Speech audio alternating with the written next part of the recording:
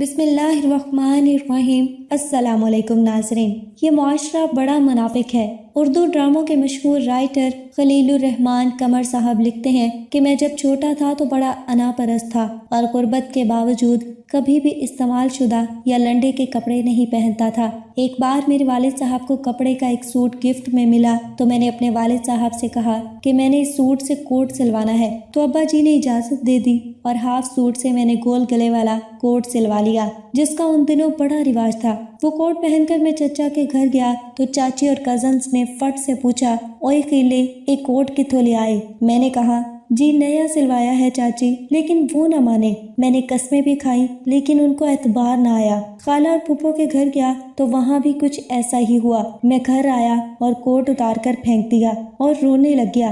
گھر کے حالات کچھ ایسے تھے کہ کوئی بھی ماننے کو تیار ہی نہیں تھا کہ خیلہ بھی نیا کوٹ سلوا سکتا ہے۔ پڑھنے اور جاب کے بعد میں جب ایک بینک کے بورڈ آف ڈائریکٹرز کا ممبر بنا تو بورڈ آف ڈائریکٹرز کی ایک میٹنگ میں اچھے سے ڈرائی کلین کیا ہوا لنڈے کا کوٹ پہن کر گیا تو میرے کولیگز کوٹ کو ہاتھ لگا کر پوچھنے لگے، خلیل صاحب بڑا پیارا کوٹ ہے، کیڑا برانڈ ہے، کتھوں لے آجے، کلاتھ تے سٹیچنگ بھی کمال ہے۔ میں نے بنا کوئی شرم محسوس کرتے ہوئے کہا، بھائی جان لنڈے چلے آئے، لیکن وہ نہ مانے۔ میں نے قسمیں بھی کھائیں پھر بھی ان کو اعتبار نہ آیا اور اب کی بار میں رونے کی بجائے ہنسنے لگ گیا تھا۔